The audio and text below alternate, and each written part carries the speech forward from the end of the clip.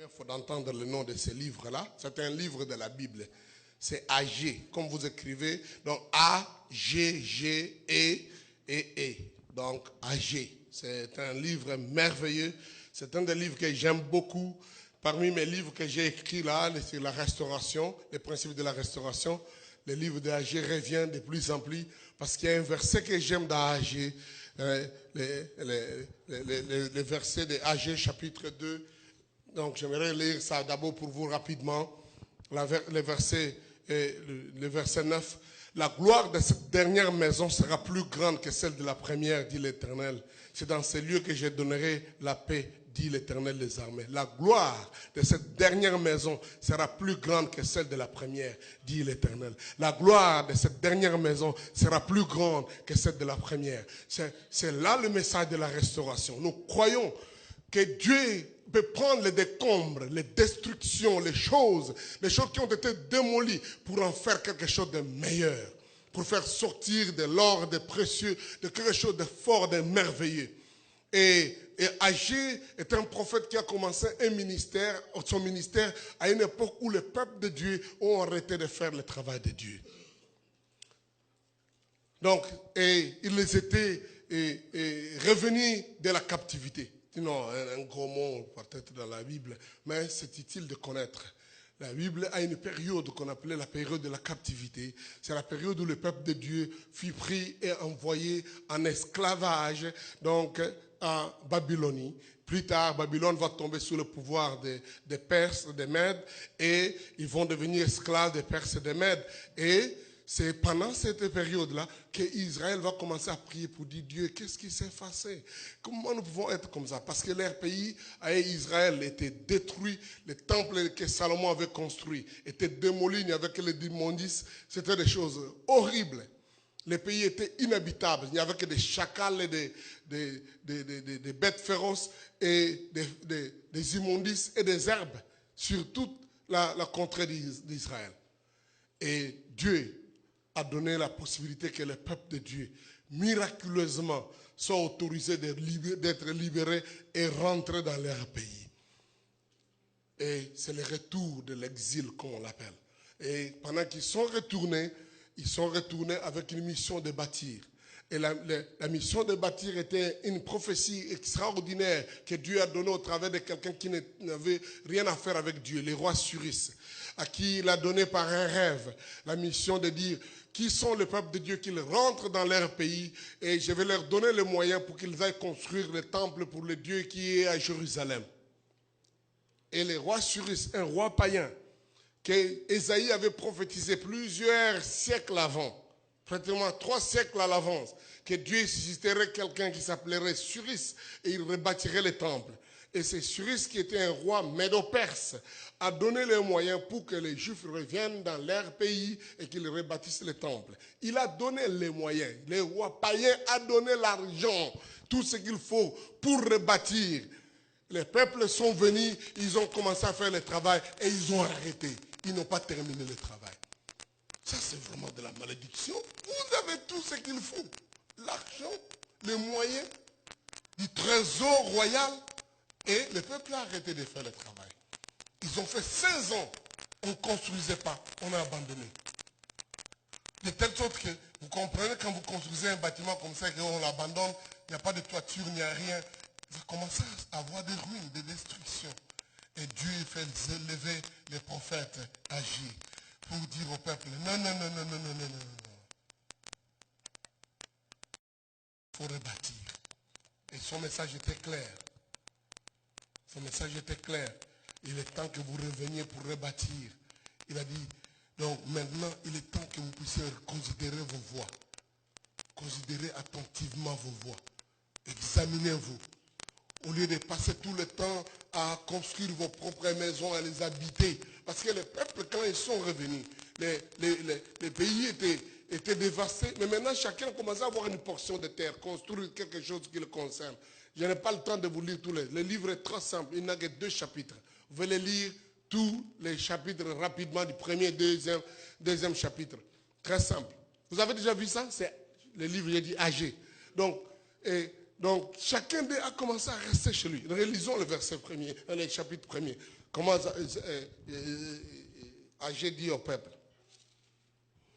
La deuxième année du roi Darius, le premier jour du 6e mois, la parole de l'Éternel fut adressée par Agé, le prophète, à Zorobabel, le fils de Shealtiel, gouverneur de Juda, et à Josué, fils de Josadak, le souverain sacrificateur en ces mots. Ainsi parle l'Éternel des armées. Ce peuple dit, le temps n'est pas venu, le temps de rebâtir la maison de l'Éternel.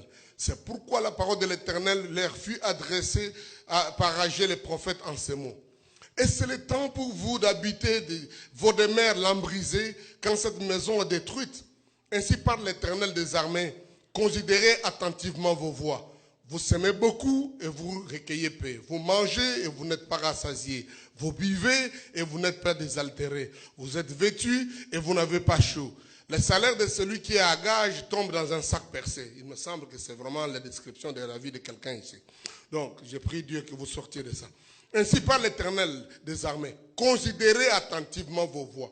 Montez sur la montagne, apportez du bois et bâtissez la maison. Et j'en aurai de la joie et je serai glorifié, dit l'Éternel. Vous comptiez sur beaucoup et voici vous avez eu peu. Vous l'aviez rentré chez vous, mais j'ai soufflé dessus. Pourquoi, dit l'Éternel, à cause de ma maison qui est détruite, tandis que vous vous empressez chacun pour sa maison. C'est pourquoi les cieux vous ont refusé la rosée, la terre a refusé ses produits. J'ai appelé la sécheresse sur les pays, sur les montagnes, sur les blés, sur les mous, sur l'huile, et sur ce que la terre peut rapporter. Sur les hommes et sur les bêtes et sur tous les travaux de vos mains. Ce n'est pas votre oncle qui dit ça, c'est Dieu qui dit. Ouais, parfois vous accusez des gens, oh, c'est mon père là qui me bloque. Non, voilà, Dieu dit qu'il lui peut faire ça.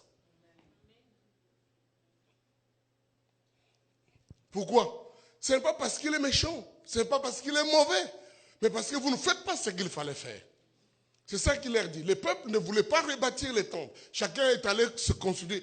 Donc Dieu les a libérés. Peut-être je pourrais revenir dans les détails de cette histoire de la captivité. Une histoire forte dans la Bible. Une grande partie de la Bible parle de ça. Les prophètes Isaïe, Jérémie, Ézéchiel parlent de ça. La majorité des autres petits prophètes parlent de cette période. Une grande partie des livres de chroniques parlent de cette période. Donc de la captivité juive. Comment ils ont été démolis. Comment ils ont perdu tout. Ils sont devenus esclaves. Le livre de Daniel raconte le temps de l'esclavage qu'ils étaient à Babylonie et puis sous le règne des Médo-Perses. Donc, maintenant Dieu, par sa grâce, parle à un roi païen qui met à la disposition des moyens pour qu'il rentre rebâtir. Et le peuple rentre, au lieu de rebâtir, chacun se constitue d'avoir sa petite portion de terre. C'est ce qui arrive malheureusement à beaucoup d'enfants de Dieu, que Dieu libère, que Dieu affranchit, que Dieu sauve. Au lieu de s'occuper du travail de Dieu, non, ils se contentent de leur propre vie. Chaque jour, ils sont concernés. Dieu n'a pas encore fait ça, j'ai tel besoin. Seigneur, si tu ne fais pas ça, tu n'es pas encore Dieu. Je voudrais te voir agir, Seigneur. Oui, il est vrai que Dieu, on a besoin de demander son secours dans beaucoup de nos besoins. Mais un grand nombre de chrétiens tournent autour d'eux-mêmes, de leurs petits besoins, au lieu d'être concernés par la chose de Dieu, et Dieu sera concerné par leurs problèmes. Ah, alléluia.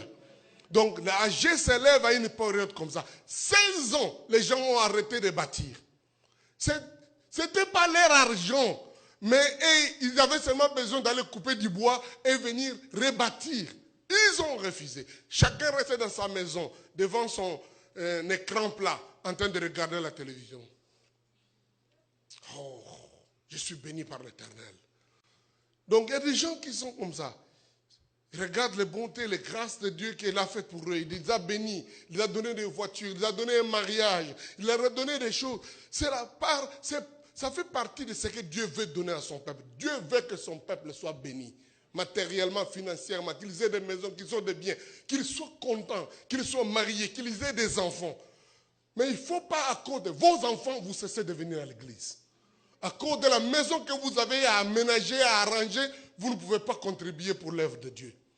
Et malheureusement, c'est ce qui arrive à plusieurs. Je parle des églises de Katmandou, pas chez vous. Malheureusement, il y a des gens comme ça. La bénédiction de l'Éternel devient une raison pour laquelle il ne peut pas venir à l'église. Tu vois, maintenant, j'ai du travail, j'ai du job. Quand tu n'avais pas de travail, tu priais, Seigneur, bénis-moi avec le travail. À cause du job, maintenant, tu ne viens pas à l'église.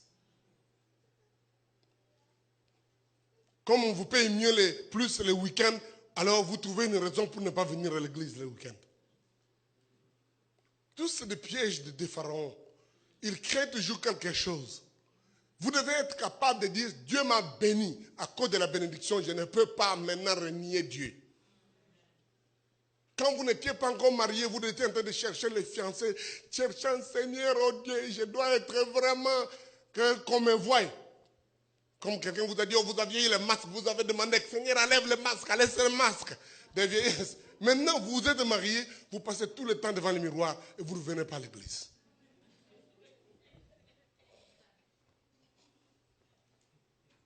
Ah, j'ai dit, considérez attentivement vos voix. Alléluia. Dieu vous a béni avec les enfants, ce n'est pas une raison pour ne pas venir à l'église. Considérez attentivement vos voix. Et vous allez continuer à vous plaindre dans ce qu'il y a d'autres gens qui vous bloquent. Les pasteurs, les prières du pasteur ne sont pas très fortes. Il y a un problème. Ce n'est pas les prières du pasteur qui ne sont pas fortes. Dieu dit, vous avez semé beaucoup, vous récoltez un peu. Vous mettez des manteaux, mais vous n'avez pas chaud. Dieu dit des choses comme ça. Il dit, le salaire qu'on vous donne est toujours parti.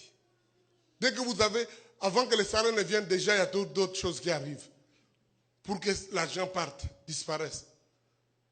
Ce n'est pas seulement des problèmes qui arrivent derrière, mais même dans votre cœur, vous avez toujours le dire d'avoir tel bijou, telle autre chose, et l'argent part directement. Et à cause de ça, vous ne pouvez pas contribuer pour Dieu. Agé s'est levé, il a dit, écoutez, considérez attentivement vos voies, revenez à l'Éternel. Si vous avez tous ces problèmes, parce que vous avez négligé la maison de l'Éternel. Vous avez négligé ma maison qui est détruite, qui est en ruine. Il dit, si vous revenez, alors, moi Dieu, je veux vous bénir. C'est ça le message que Dieu nous adresse à chacun. Bien-aimés, revenons et considérons attentivement nos voix. Ne cachons pas derrière beaucoup de choses. Il y a beaucoup d'irresponsables chrétiens aujourd'hui. En fait, d'autres même ne sont même pas des chrétiens malheureusement. Ils sont là pour accuser toutes les autres choses qui les amènent des problèmes. Leurs problèmes, c'est eux-mêmes ne sont pas en ordre avec Dieu. Dieu n'est pas la première priorité dans leur vie. Dieu, c'est juste une béquille. C'est juste une pinée de réserve qu'ils viennent chercher rapidement à l'église. Quelles sont vos priorités? Qu'est-ce qui vous préoccupe le plus? Le travail de Dieu, l'évangélisation, être à l'église, donner ce qu'il faut pour que l'argent soit là. Est-ce que ça, c'est votre première préoccupation? Je vous répète seulement le message d'Agé. Ce n'est pas moi qui dis, c'est Agé qui dit ça. Et ce n'est même pas Agé qui dit, c'est ainsi dit l'Éternel. Il dit, vous avez semé, vous avez fait tout ce que vous faites, des efforts, mais vous récoltez très peu. Il y a des gens qui disent, non, pasteur, qu'est-ce que tu penses? Moi, je ne comprends pas. J'ai fait un effort, mais ça ne marche pas. J'ai fait un tel projet, ça ne marche pas. J'ai commencé un business au pays, on a détourné l'argent. Qu'est-ce qui se passe? Pasteur, qu'est-ce que tu vois, Seigneur? Qu'est-ce que tu as vu, pasteur, pour moi? Hein? Tu ne vois rien, l'Éternel ne te montre pas quelque chose. L'Éternel te montre quelque chose. Je voudrais te dire maintenant, je suis le prophète de l'Éternel. Laissez-moi fermer et trembler d'abord. Considère attentivement tes voix. Il y a quelque chose d'anormal. Parce que vous aimez des prophéties comme ça. Et les gens aiment comme ça. Moi, l'Éternel, je vous parle.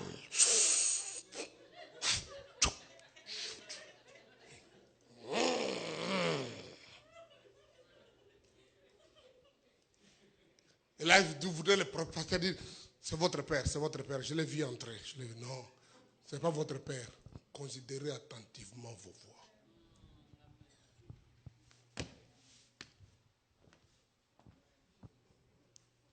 Peut-être qu'il y aura beaucoup de choses à corriger après moi, hein, mais je parle seulement. Les membres, il y a beaucoup de membres maintenant qui sont des manipulateurs, ils dérangent, ils créent des situations. Considérez attentivement vos voix. Regardez votre voix. Quelles sont vos priorités? Où est-ce que vous investissez? Où est-ce que vous investissez votre temps, votre argent, vos préoccupations les plus profondes sont lesquelles? Dieu dit, parce que ma maison est abandonnée. Il est temps que nous puissions revoir.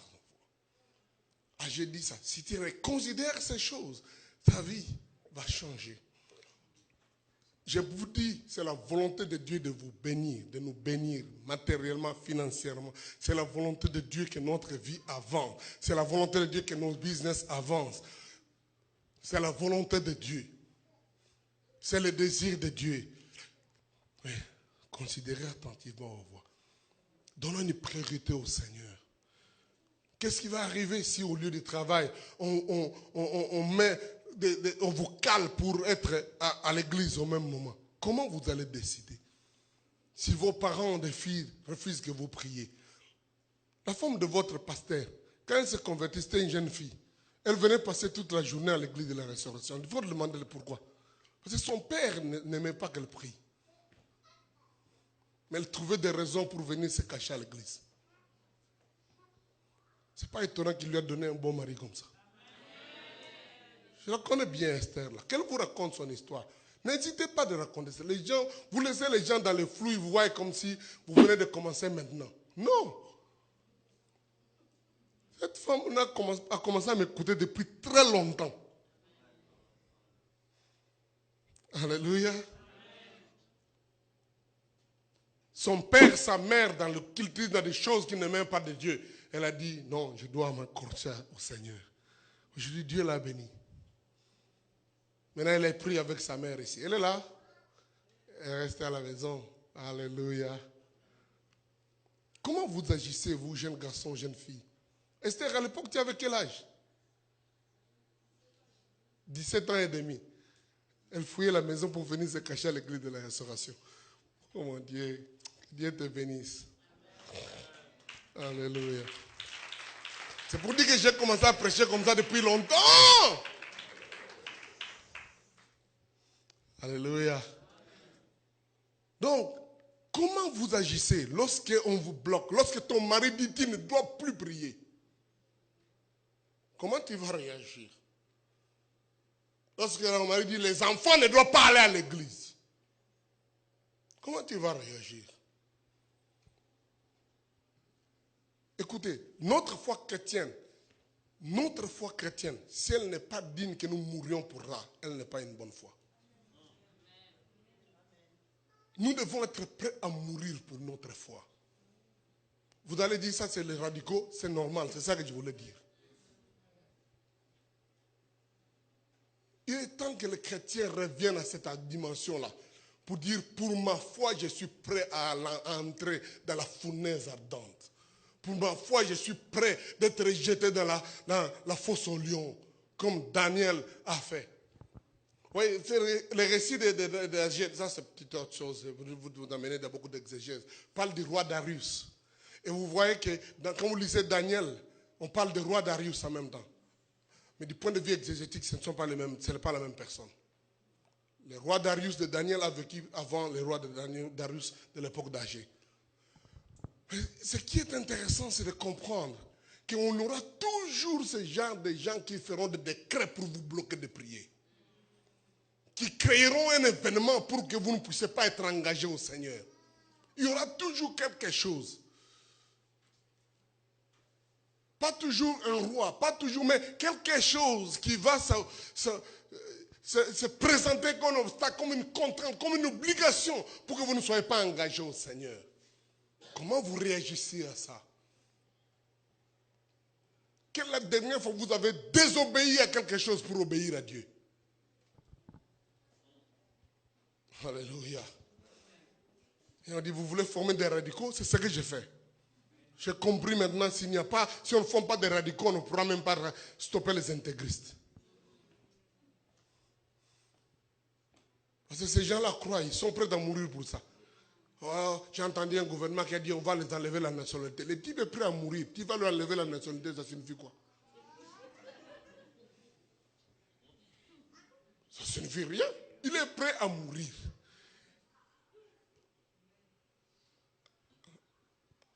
En se vêtissant d'une bombe. Et toi tu dis on va lui enlever la nationalité. Oh Dieu, comment? Il n'y a rien à faire. Il faut qu'il y ait quelqu'un d'autre qui dit, bon, tu es prêt à mourir, moi aussi. Mais moi, je vais au ciel à Jésus. Toi, tu vas en enfer avec Mohamed. Voyons maintenant, qu'est-ce qu'il va faire? Alléluia.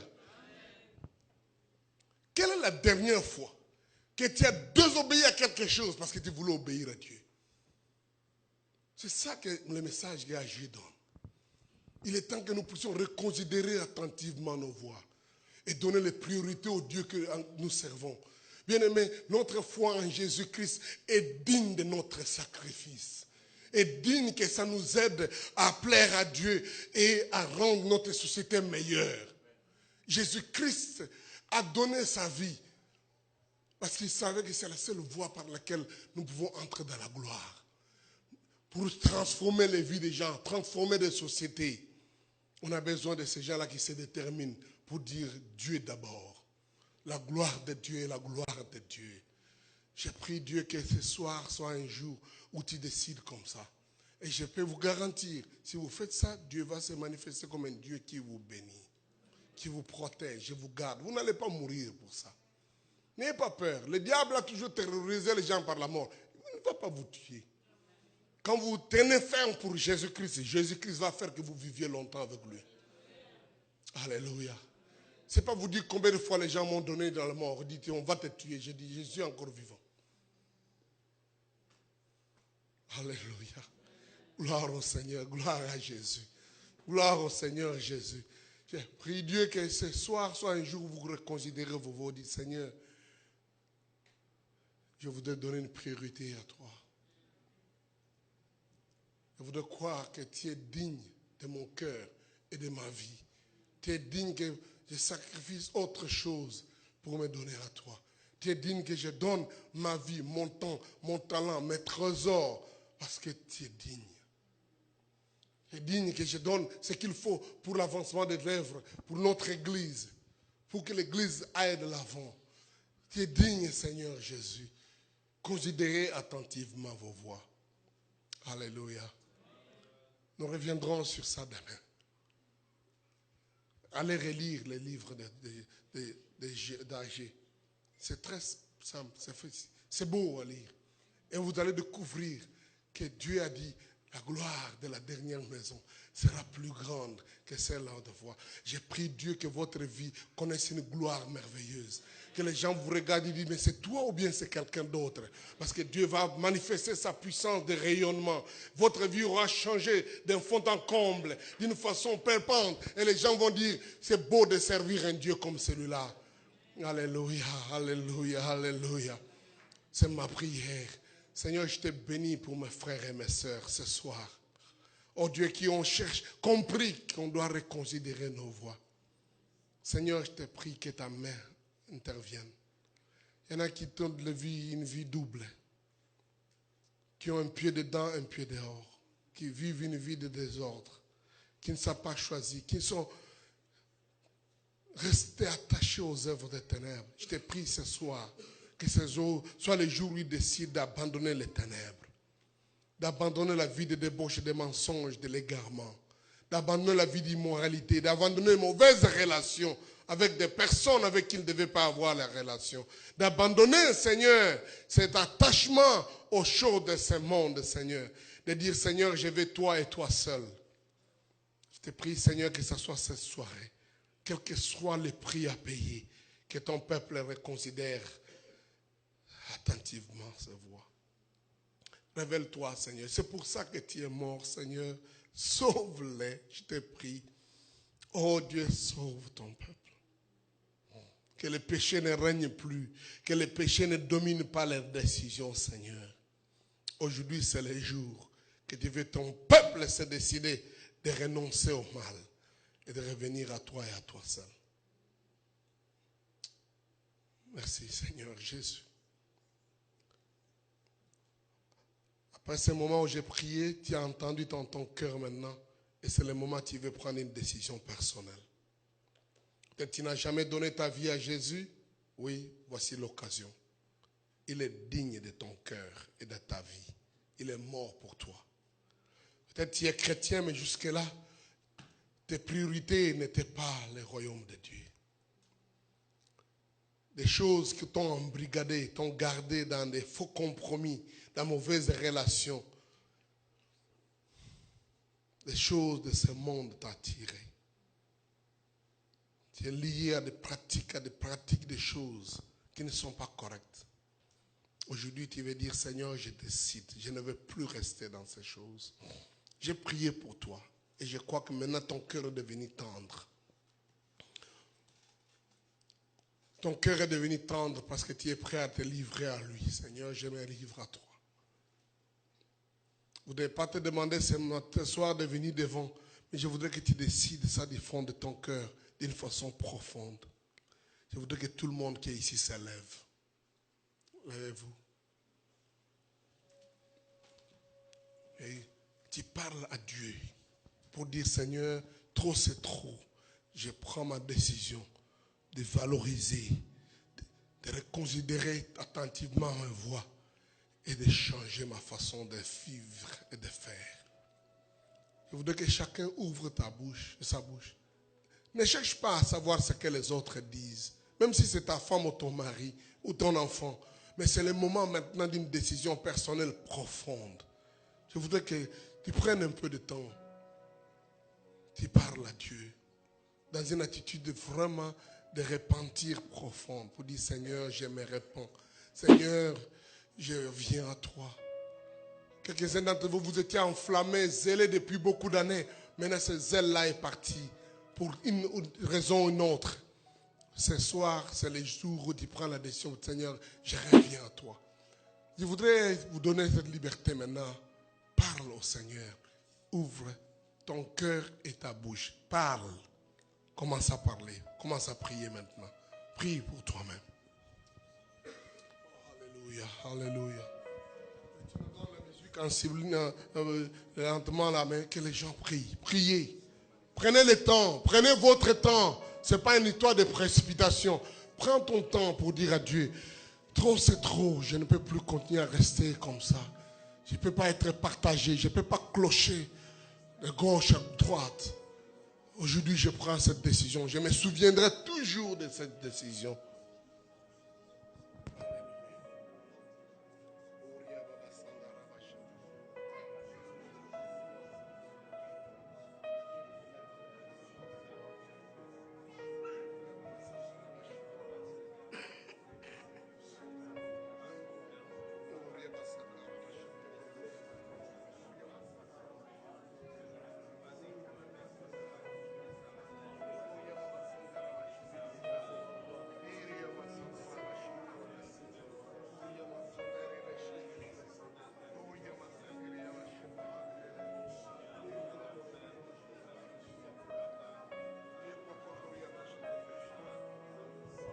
Continue à prier, continue à parler au Seigneur. Si tu veux même quitter les bancs où tu es, les chaises, tu peux marcher à côté, tu peux t'agenouiller quelque part. Continue à prier. Nous avons le temps. Prenez votre temps pour ça.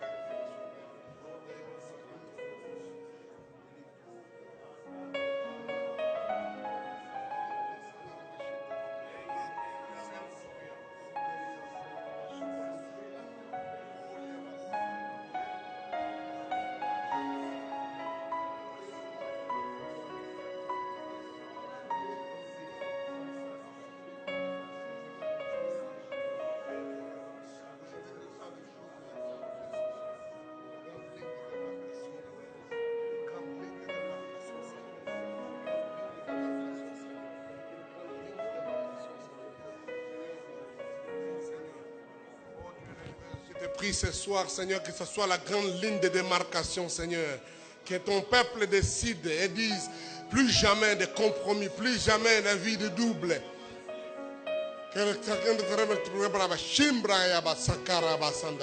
Dis Seigneur Dieu, aujourd'hui, je mène les lignes sur le sable. Je change de position.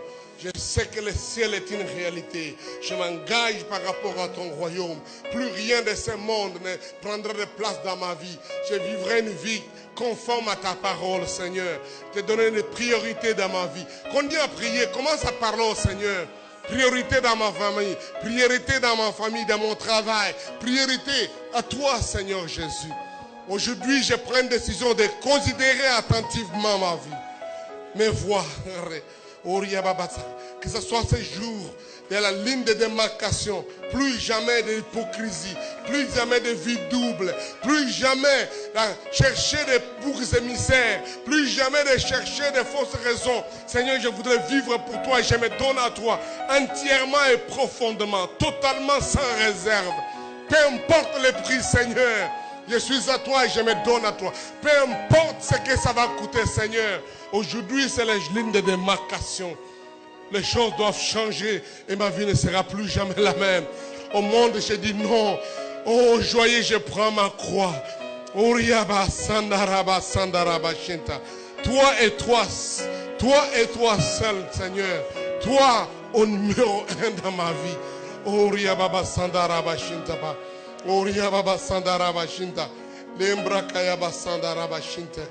Prie, parle au Seigneur. C'est le grand jour de décision. Et je peux vous garantir, votre vie ne sera plus jamais la même. Et tu diras à Dieu, ces jours-là, Seigneur, je me souviens, j'ai pris une décision de ne plus jamais rentrer dans le monde. De ne plus jamais plaire le monde. Mais c'est de te plaire toi. Si tu étais chrétien, tu es refroidi depuis longtemps. Ce soir, c'est la soirée de ton réveil. De la décision pour dire, Seigneur, je voudrais revenir dans le feu que j'avais avant. Je voudrais revenir dans le feu que j'avais avant. La détermination que j'avais avant. Là où je disais, peu importe, qu'importe le prix. Je voudrais t'aimer de tout mon cœur, de toute ma pensée, de toute ma force, de toute mon âme. Je voudrais t'aimer et faire de toi le numéro 1. Incomparable Jésus. À toi je me donne encore ce soir. Oh Seigneur, merci pour ces jours. Il y a la fin de vie de compromis, de vie d'hypocrisie, de la vie de négligence et d'indifférence. La fin de ce temps où les autres choses prenaient la première place. C'est toi qui prends la première place, Seigneur. Dans ma vie et dans la vie de mon frère, dans la vie de cette église, Seigneur. Ce n'est pas ce que les autres pensent, ce n'est pas ce que les autres disent, ce n'est pas ce que les autres voient, mais c'est ce que tu veux, Seigneur, qui désormais va déterminer notre façon d'être, ma façon de vivre, ma façon de faire les choses. Merci, Seigneur Jésus. Prêt à mourir pour toi, Seigneur. Prêt à te suivre partout, Seigneur. Prêt à accomplir ta volonté et rien que ta volonté. Alléluia. Alléluia. Gloire à toi, Jésus. Merci, Seigneur Jésus. Alléluia. Gloire au Seigneur. Gloire au Seigneur. Je voudrais que tu t'applaudisses toi-même d'avoir pris une belle décision. C'est la meilleure décision de ta vie. Tu ne la regretteras jamais. Mettez-vous, mettez-vous, mettez-vous. Asseyez-vous. La vie sera-t-elle dure à cause de la décision que tu as prise? Oui. Je te garantis dure. Je ne suis pas quelqu'un qui vous vend un évangile, qui vous promet que tout sera facile pour vous. À cause de la décision que vous avez prise pour Christ, il y aura des prix à payer. Mais je voudrais vous dire, il n'y a pas meilleur que cette décision. Votre vie sera merveilleuse, en paix, et votre éternité sera garantie. Et je peux vous dire, au travers des épreuves, des situations, des défis que vous rencontrerez, le Dieu vivant ne vous laissera jamais. Il sera avec vous. Même si tu traverses le feu, il sera avec toi. Et les fleuves ne te submergeront point. L'Éternel sera avec toi. Il sera contre ta main droite. Il te protégera à gauche, à droite. Tu sortiras vainqueur. 1000 tomberont à ta droite, tomberont à ta droite. 10 000 à ta gauche. Tu ne seras pas atteint. Le Dieu vivant te délivrera en toutes choses. Jésus est réel. Il est puissant. Il te gardera. Tu ne mourras pas avant, tu accompliras les jours de ta vie. Alléluia. Gloire à Jésus. Acclamons encore Jésus, le roi des rois, le Seigneur des seigneurs. Et c'est comme j'ai dit, demain nous entrons dans une autre dimension où le prophète a dit, la gloire de la dernière maison sera plus grande que celle de la première. Parce que vous verrez effectivement, le Dieu à qui vous vous donnez n'est pas un Dieu défaitiste. N'est pas un Dieu qui est en banqueroute. C'est un Dieu qui a suffisamment ce qu'il faut pour vous baigner de façon que les gens voient et disent, c'est bon d'avoir donné la vie à Jésus. Et il est merveilleux. Il te donne la santé, il te donne la délivrance, il te donne la joie. Tu vivras désormais une vie joyeuse. Il enlèvera la tristesse dans ta vie. Tu ne seras plus quelqu'un qu'on va avoir pitié. Au contraire, les gens vont te demander, où est ton secret? Alléluia. Parce que beaucoup de gens pensent que plus ils vivent une vie misérable pour que les gens vont avoir pitié de vous. Ne vivez pas la vie que les gens ont pitié de vous. Que les gens vous demandent quel est ton secret. De la joie que tu as.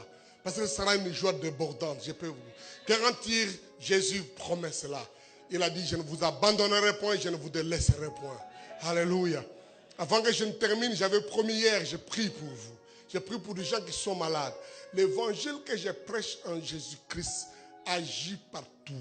J'ai vu des malades de tout genre être guéris. Des cancers, des problèmes de tout genre. Jésus guérit, il délivre encore aujourd'hui. Il a dit que si je prêche cette bonne nouvelle, les démoniaques seront libérés, les captifs affranchis, les opprimés seront dans la joie, les malades seront guéris. Je prends ça au mot et je vois ça partout. Et c'est ma prière. Je prie pour vous aujourd'hui, je prierai demain, je prierai dimanche, chaque jour, désormais. Parce que nous sommes ici pour un temps de ministère. Alléluia. Oh, que je loue Dieu pour ça. Si vous êtes malade, approchez ici, je vais prier. Vous avez besoin d'un moment de prière. Je crois que le Dieu vivant, il donne cette opportunité pour que vous sortiez de cette situation. Peu importe la maladie, quelle que soit la situation qu'on vous a dit, notre Dieu est réel. Jésus a dit, allez prêcher la bonne nouvelle. Guérissez les malades qui s'y trouvent dans la maison, vous accueille. Cette maison m'a déjà accueilli, c'est normal que les malades soient guéris ici. Alléluia. Gloire au Seigneur. Gloire à Dieu, gloire à Dieu, gloire à Dieu. Jésus, tu es vivant. Merci parce que tu l'as fait encore aujourd'hui à Montréal. On veut garder, c'est bon. Elle garde, Cynthia fait continuer avec sa musique là, mais les autres, on va juste prier tout de suite. Alléluia. Oh, c'est bon. Jésus m'a dit, j'imposerai les mains aux malades et les malades seront guéris. C'est ce que j'ai fait. Ça me réjouit d'imposer les mains, d'obéir à Jésus-Christ. Et je crois profondément et pleinement que Dieu a déposé une puissance dans ma main. Quand je t'impose la main, tu seras guéri. Je crois ça profondément. J'ai tellement trop de témoignages qui me garantissent ces choses. D'abord, ce qui est écrit dans la Bible est vrai, mais aussi la vie de mon ministère pendant plus de 30 ans de ministère me confirme que ce que Jésus a dit, que j'imposerai les malades, mais sur les malades seront guéris. Je crois que cela est aussi vrai. Alléluia. Gloire au Seigneur. Merci Seigneur parce que tu es vivant.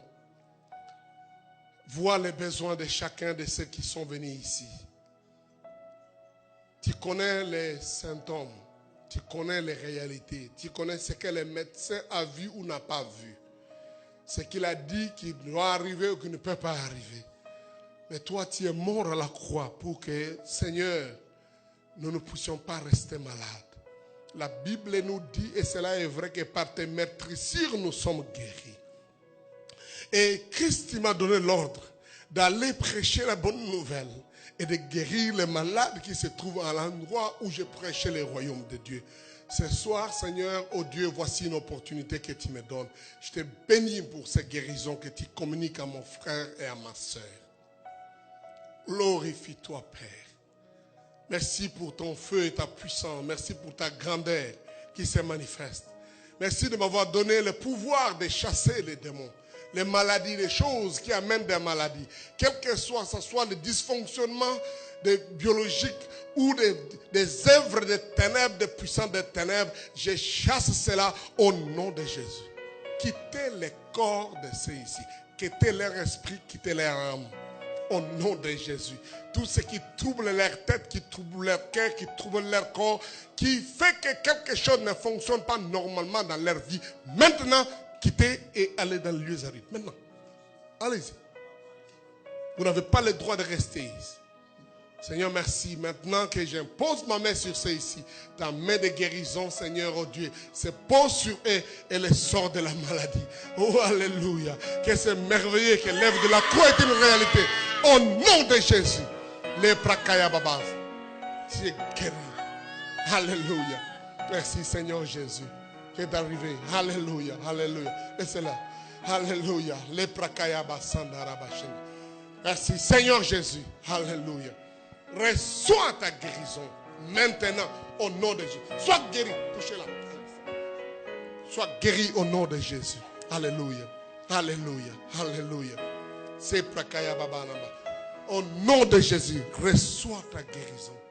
Thank you, Lord. Au nom de Jésus, sois guéri. Au nom de Jésus, sois guéri maintenant. Au nom de Jésus, reçois. Au nom de Jésus de Nazareth, sois guéri.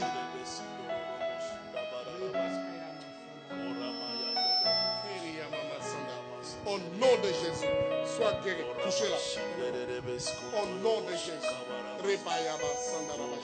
Sois guéri au nom de Jésus.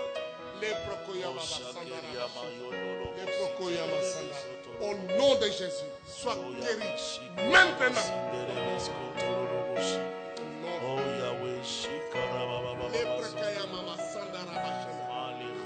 Sois ta guérison au nom de Jésus. Au nom de Jésus de Nazareth, sois guéri maintenant. Au nom de Jésus, sois guéri. Libéré. Merci Jésus. Reçois au nom de Jésus. Merci Jésus. Fais ton œuvre maintenant. Reçois au nom de Jésus de Nazareth. Loose. Go. In the mighty name of Jesus.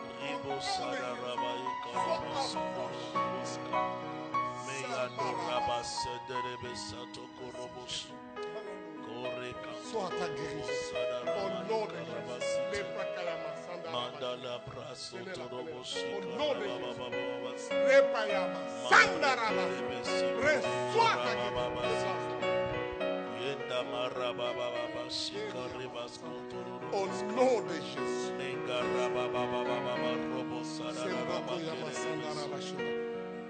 nom de Jésus. Au nom de Jésus.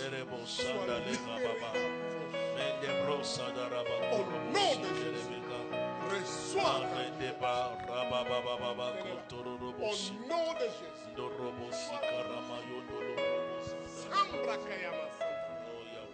Thank you, Jesus. Alléluia. Gloire à toi, Seigneur. Reçois ta guérison maintenant. Au nom de Jésus. Thank you, Lord. Au nom de Jésus de Nazareth, reçois ta libération. Sois affranchi. Maintenant, au nom de Jésus. Merci, Jésus. Merci, Seigneur Jésus. Alléluia. Encore une fois, levons-nous tous ensemble. Nous allons bénir le Seigneur. Oh, comme c'est merveilleux. Gloire à toi, Jésus. Levons les mains, commençons à dire quelque chose de bon à Dieu. Il y en a qui ont maintenant des choses qu'ils peuvent témoigner. Peut-être nous n'avons pas encore entendu, mais louons Dieu pour ce que Dieu a fait, pour ces gens qui sont prêts, donc qui ont vu, qui ont compris, qui ont vu, qui ont expérimenté la main de Dieu. Nous voulons croire avec eux, nous voulons louer le Seigneur, nous voulons nous réjouir avec eux. Alléluia. Merci pour ton œuvre. Merci pour ta puissance que tu as fait une vraie démonstration ce soir. Merci d'avoir, oh Dieu, guéri, libéré, affranchi. Encore une fois aujourd'hui, je te bénis Seigneur, car l'œuvre de la croix est une réalité. Elle est encore manifestée ce soir. Je te bénis Seigneur pour la vie de tes enfants. Je te glorifie pour des témoignages, pour de grandes choses Que ton peuple va commencer à annoncer de lieu en lieu. Oh, alléluia. Quelle grâce de m'utiliser, Seigneur, pour être un instrument par lequel tu communiques ta bénédiction, ta libération à ton peuple. Au nom de Jésus, ils sont libres, affranchis. Alléluia, oui. Acclamons Jésus, le roi des rois, le Seigneur des seigneurs. Alléluia, alléluia, alléluia. Oh, gloire à Dieu. Merci. On se voit demain encore. Ça va être un moment merveilleux. Nous allons continuer avec notre étude sur le livre d'Agé. Et comme vous comprenez, samedi, nous parlerons aux mariés ou jeunes mariés ou les gens qui veulent se marier. Très bon moment, ne manquez pas. Ça sera formidable, bon. Dimanche, c'est la grande finale. J'ai prié Dieu que ça va être un grand jour où l'onction de Dieu va descendre. Parce que dimanche, je vais parler du Saint-Esprit. Oh mon Dieu, alléluia. Oh mon Dieu, alléluia. Amen.